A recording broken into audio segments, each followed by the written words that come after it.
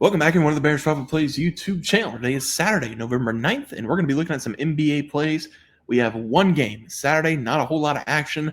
We're going to be looking at the Bulls going up against the Hawks, have my best game pick, my two best player props from the entire slate. Before we get into that, let's take a look at Friday night recap and Thursday night recap because we record before the game ended. T-Wolves going up against the Bulls was the play a couple nights ago, and boy, I think the T-Wolves scored 50 points in the fourth quarter to cover that spread. We also had Giannis over 30 plus, scored 31, and Anthony Edwards over 26, scored 31 or 33 as well. So 3-0 day, looking for back-to-back sweeps now. We have Mavericks money line going up against the Suns. That game, I think it just now started. Maybe it's been going. I think it's 20-20 or something like that. Knicks minus 6.5. I know they got a quick start going up against the Bucks. I want to say it's an 8-point lead in that game. We have Jalen Brunson over 26.5 points going up against the Bucks, and then Austin Reeves. This is over 16.5 points. A little bit of a typo there. Looks like AD is going to be playing in this game, so good sign for the Lakers. I still think AR is going to have over 16.5 points, so love the plays there. Let's go over to the play for Saturday.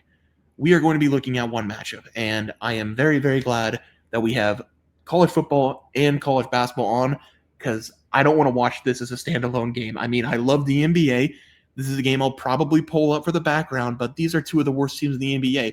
The Chicago Bulls yesterday, I owe them a huge thank you. They absolutely bombed against the Minnesota Timberwolves in the fourth quarter. I've said it since the start of the season. The Bulls might be one of the worst teams in the league. They surprised me in a couple games so far, but defensively, this team stinks. They gave up 120 plus points per game. They gave up 135 points to the T-Wolves. The Utah Jazz also scored 135 points.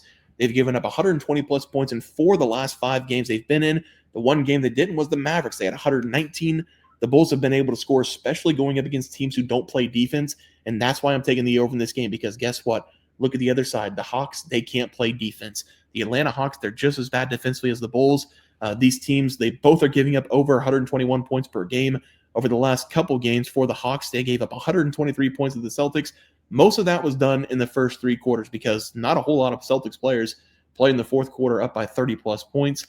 They allowed 116 in the last game going up against the Knicks. Even though they did win that game, they did not play well defensively. The Hawks, whenever they're not playing the Boston Celtics, have been able to score over 115-plus points in 6 of the last 7 games as well. So this game is going to fly over the total. If you're looking for a side, I'd side with the Hawks. The only reason I would go with them is because they're at home. The Bulls coming off of that massive blow up against the T-Wolves. But I'm going to play the over in this game. 237.5 as the play. Let's go over some player props for tomorrow. We are going to be looking at Utah going up against the Spurs. I said this at the beginning of the season, but the Spurs, they might have some life this year. They've got one of the best players in the NBA, Victor Wembanyama. They have the veteran presence of Chris Paul. That Spurs team, they're still incredibly young, but what they've been taught over the first couple years as a young team, play defense, the rest will come. They were horrible last season defensively. This season, they're one of the top teams in the NBA. They rank 5th in total defense.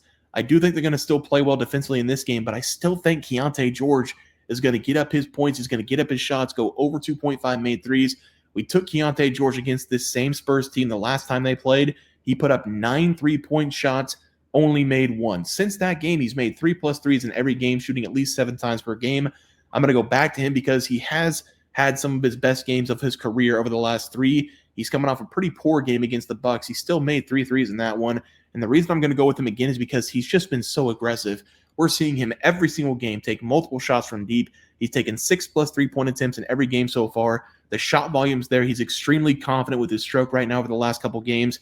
The sports books, they haven't made the adjustment either. Over 2.5 made threes, so give me him here. Over 2.5 made threes. I would play this up to 3.5, but I really think it's going to be 2.5. If it's 3.5, it's going to be plus 200.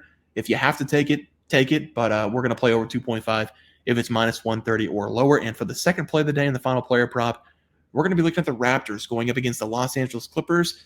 We're going to grab somebody that I watched with KU for about, how long was it? 5 months maybe? Whenever I was watching him at Kansas, I think it was, when was it? 2022?